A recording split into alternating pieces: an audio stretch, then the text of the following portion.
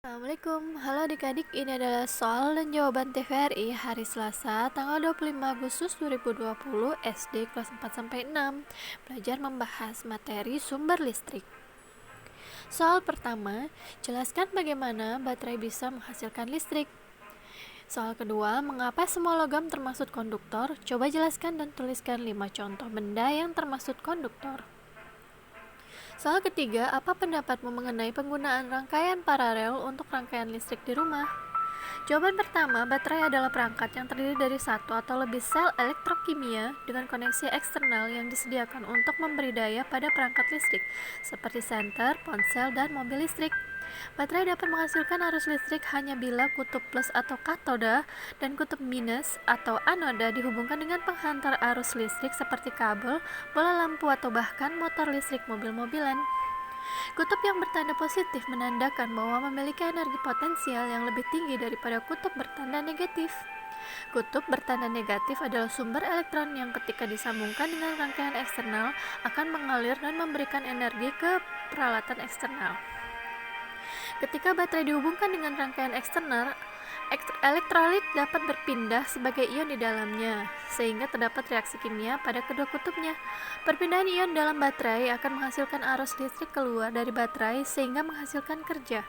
Meski sebutan baterai secara teknis adalah alat dengan beberapa sel, sel tunggal juga umumnya disebut dengan baterai.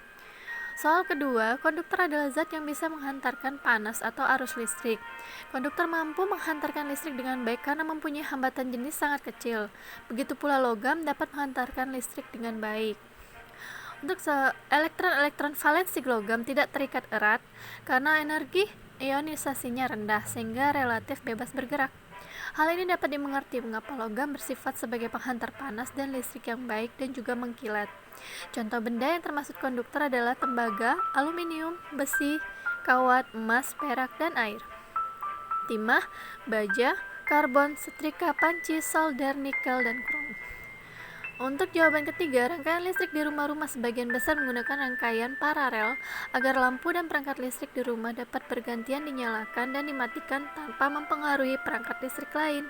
Hal ini karena jaringan paralel memiliki banyak cabang untuk memungkinkan arus listrik mengalir bila satu cabang diputus.